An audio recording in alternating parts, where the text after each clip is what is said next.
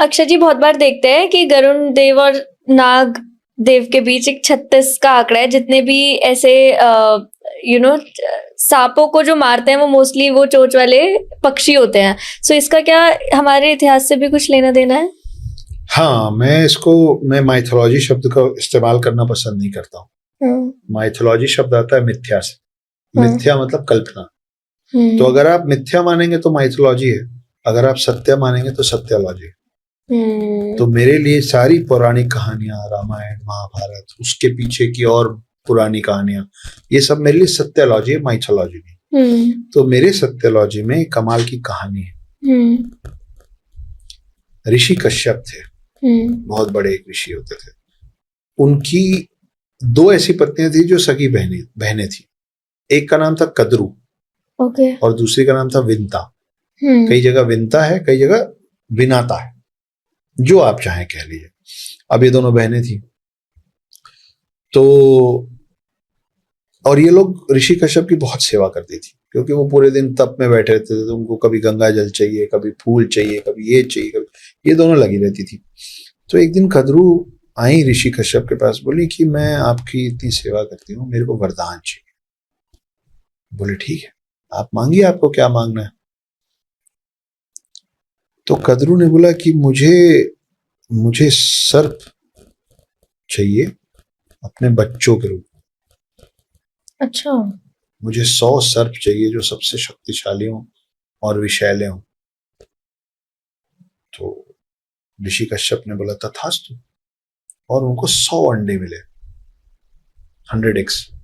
ये बात पता चली विंता को। विंता बोली उनको वरदान मिला, हम भी तो करते हैं, हमको भी चाहिए वरदान। ऋषि कश्यप ने बोला हाँ ठीक है, आप मांगिए क्या। बोले मुझे जो भी दे, लेकिन उसके बच्चों से ज्यादा स्ट्रांग बच्चे चाहिए। उनको 2 अंडे मिले, बोले, और लेकिन बड़े बड़े अंडे मिले। बोले अब छोटे अंडे, सांप के अंडे जल्दी हैच हो जाते हैं, जल्दी फूट जाते हैं। अब ये दोनों बहनें बैठी हुई, बहुत दिन हो गया, छोटे छोटे अंडे फूटने लगे, उसमें से सांप निकलने लगे।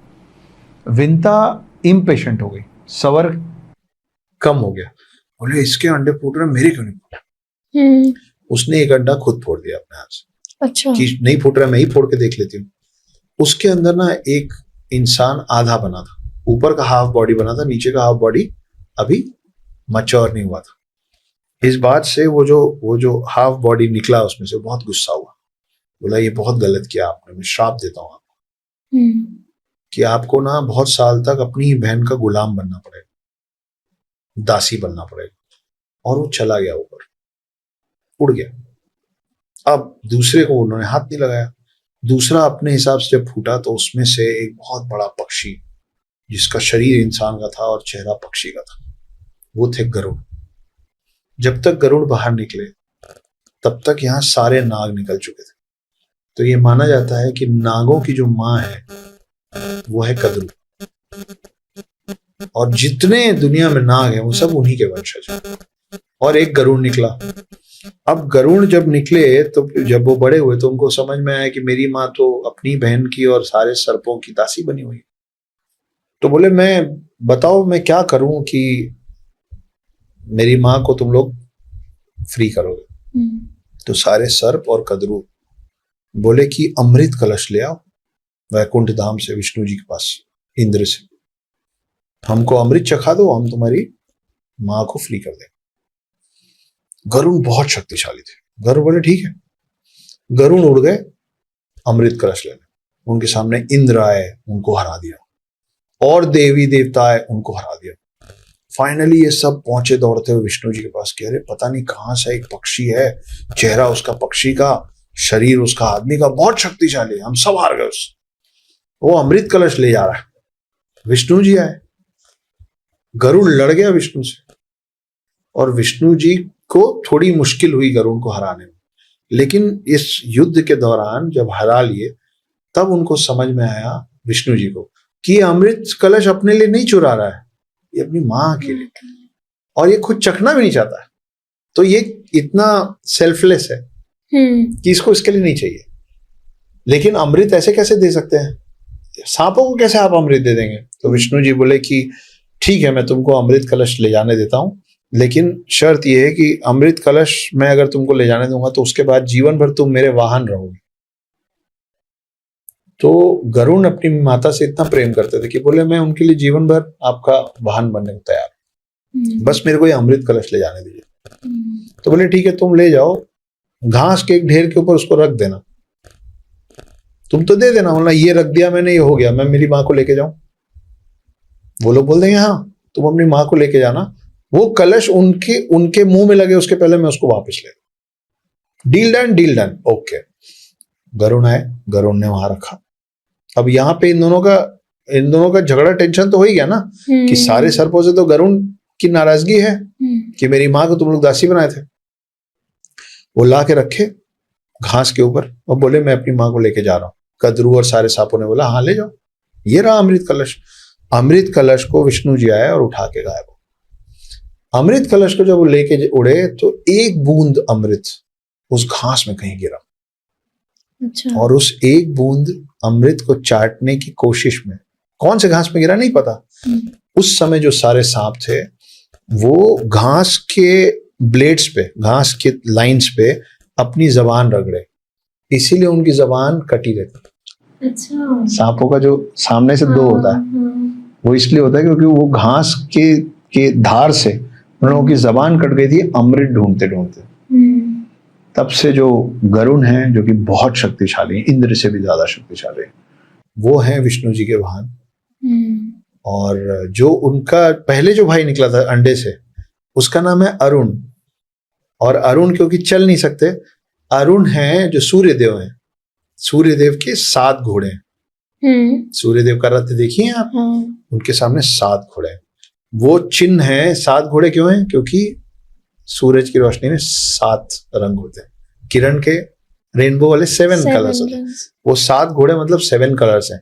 तो आपके और मेरे पूर्वजों को उस समय भी मालूम था कि सूरज की किरण में जो रंग है वो 7 रंग होते हैं। और उस चैरियट का, उस रथ का जो सारथी वो अरुण है क्योंकि वो चल नहीं सकता। कि सूर्य का सारथी कौन है? अरुण। और अब एक और बड़ी इंटरेस्टिंग बात की, जो गरुण है वो तो हो गए विष्णु जी के वाहन। शिव जी का वाहन है नंदी, लेकिन शिव जी के गले में जो है वो वासुकी। वासुकी को भारत में और हिंदू धर्म में वासुकी को सर्पों का राजा माना गया। अभी तक जो दुनिया में, ये अब मैं असलियत पे आता हूं, अभी तक दुनिया में जो सबसे बड़े नाग का अवशेष मिला था, फॉसिल्स मिला था, उसको बोलते थे टाइटैना बुआ।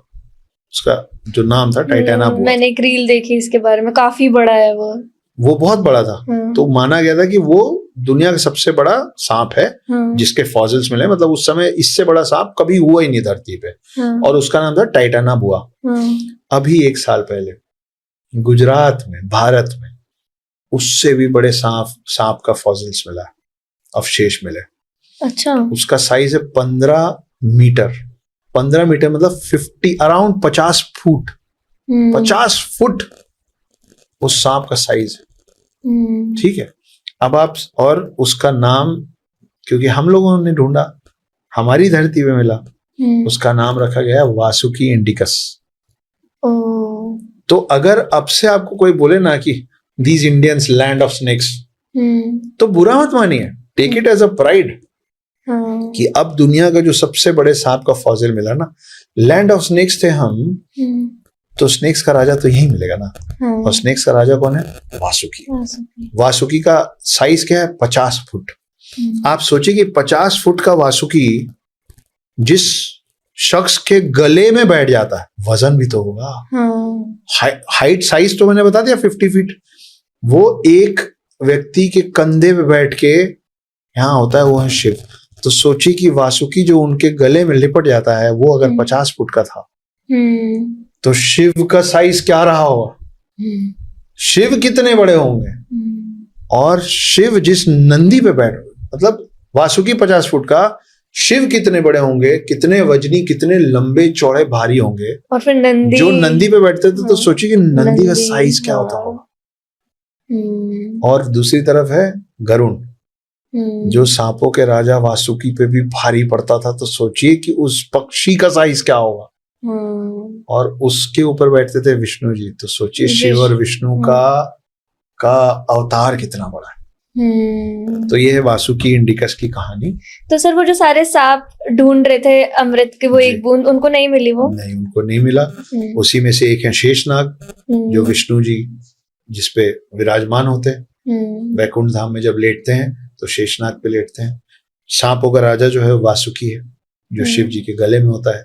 और विष्णु जी का जो वाहन है वो है गरुड़। और विष्णु जी और शिव जी दोस्त हैं। तो ये इनके वाहन और उनके गले में बैठे लोग एक दूसरे के साथ, लेकिन अपने मालिकों के तो अंडर ही रहना पड़ेगा ना। ये है शिव और विष्णु की गाथा।